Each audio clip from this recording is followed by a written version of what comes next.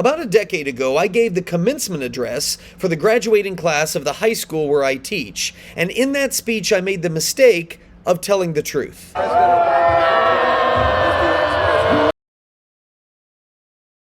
The truth that the only hope our civilization has is if a new generation realizes that the home is where problems start and where they will be solved. I told the young men and women of that class that we don't need more millionaire men entrepreneurs and women CEOs. What we need are more invested husbands and fathers, loving mothers and wives. And the next day I woke up to this headline. And this one. Even Tucker Carlson's supposedly conservative Daily Caller did no actual journalism, but simply ran a hack piece by Eric Owens that hammered me anyway. Should I have sued Tucker and Eric and others for libel jeopardizing my career? Maybe. But thankfully, the school, the people who actually heard the speech, stood by me and encouraged me, well, people are going to believe what they want to believe. Perhaps that's true.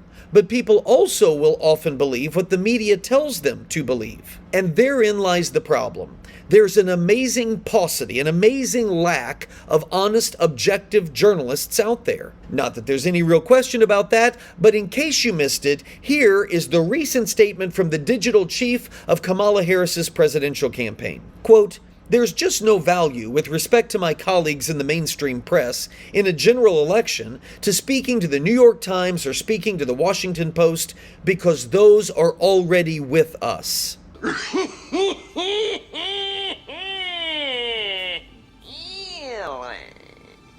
I mean, that should be a humiliating admission to both media giants.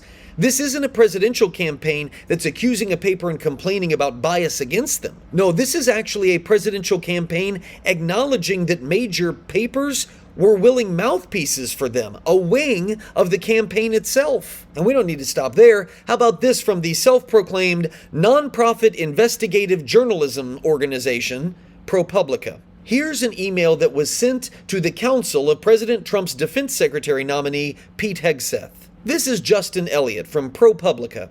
I'm reaching out with an urgent request for comment for your client. We're moving quickly, so please let me know as soon as possible. Our deadline is in 1 hour. ProPublica calls itself an investigative journalism outlet, and they give the defense secretary nominee less than an hour to respond to an article that falsely accuses him of lying about being admitted to West Point. 1 hour to respond? That's investigative journalism? Hardly.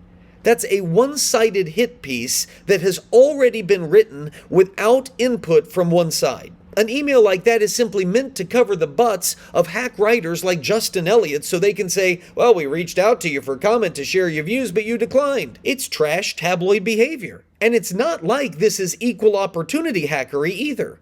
Governor Tim Walz spent years inaccurately describing his retired military rank as that of Command Sergeant Major. It was not. He touted how he was in Hong Kong during the Tiananmen Square events. He was not. He boasted about his family using in vitro fertilization. They did not. So do yourself a favor and do a quick Google search on the number of ProPublica hit pieces on those lies, and whether or not he was qualified for office. Now, luckily for Hegseth, his team responded quickly with a picture of his signed appointment to West Point. That resulted in West Point acknowledging that their staffer working with ProPublica had made a mistake, and so that story never went to print. But if this is the standard operating procedure at our investigative journalism outlets, come on. I don't think anybody minds opinion journalism. It's a good thing. It's a needed thing. It's even an honorable thing. But what isn't okay is two things. One, dishonest, yellow, tabloid journalism